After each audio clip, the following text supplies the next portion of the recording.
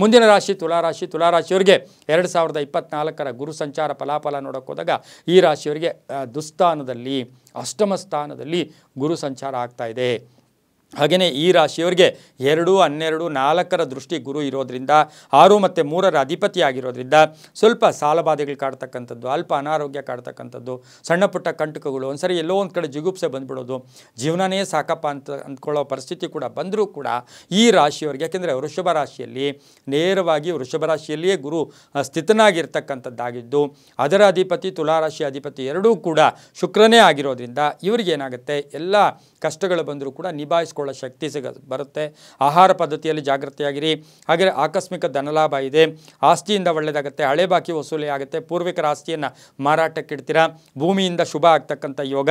ಹಾಗೆಯೇ 12ನೇ ಮನೆಯಲ್ಲಿ ಗುರು ದೃಷ್ಟಿ ಇರ್ತಕ್ಕಂಥದ್ದಾಗಿರೋದ್ರಿಂದ ಸ್ವಲ್ಪ ಪ್ರಯಾಣಗಳಿಗೆ ಅಡ್ಡಿಗಳು ಬರ್ತಕ್ಕಂಥದ್ದು. 4ರ ದೃಷ್ಟಿ, ಮನೆ ಕಟ್ಕೊಳ್ಳೋ ಯೋಗ, ಸೈಟ್ ತಗೊಳ್ಳೋ ಯೋಗ, ಹೈಯರ್ ಎಜುಕೇಷನ್ ಯೋಗ ಕೂಡ ತುಂಬ ಚೆನ್ನಾಗಿರುತ್ತೆ. ಸ್ವಲ್ಪ ಔಷಧಿಗಳ ಖರ್ಚಾಗ್ತಕ್ಕಂಥದ್ದು, ಸ್ವಲ್ಪ ಅನಾರೋಗ್ಯ ಕಾಡ್ತಕ್ಕಂಥ ಯೋಗ ಕೂಡ ಇರುತ್ತೆ.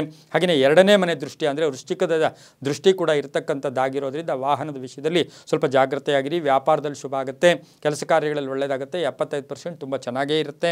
ಗುರುಗಳಿಗೆ ವಸ್ತ್ರದಾನ ಮಾಡೋದು, ಗುರುಗಳು ಯಾರೋ ಇಷ್ಟವಾದ ಗುರುಗಳಿರ್ಬೋದು, ಅವರಿಗೆ ವಸ್ತ್ರದಾನ ಮಾಡ್ತಕ್ಕಂಥದ್ದು, 5 ರೀತಿಯ ಫಲಗಳನ್ನು ಗುರುಗಳಿಗೆ ಕೊಟ್ಟು ಪಾದಗಳಿಗೆ ನಮಸ್ಕಾರ ಮಾಡಿಕೊಂಡು ಸಾಧ್ಯವಾದರೆ ಒಂದು ಪಾದರಕ್ಷೆಯ ಜೊತೆ ಅವರು ಕೊಟ್ಟು ಬಂದರೆ ಒಳ್ಳೆಯದಾಗುತ್ತೆ.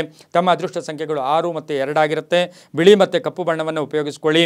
ಹಾಗೆಯೇ ಓಂ ವಾಚಸ್ಪತಯೇ ನಮಃ, ಓಂ ವಾಚಸ್ಪತಯೇ ನಮಃ ಈ ಮಂತ್ರವನ್ನು ಜಪ ಮಾಡ್ಕೊಳ್ಳೋ ಜೊತೆಗೆ ಒಂದಂತೂ ತುಲಾರಾಶಿಯವರು ಜಾಗೃತಿಯಾಗಿರಬೇಕು, ವಾಹನದ ವಿಷಯದಲ್ಲಿ ಸ್ವಲ್ಪ ಜಾಗೃತಿಯಾಗಿರಿ.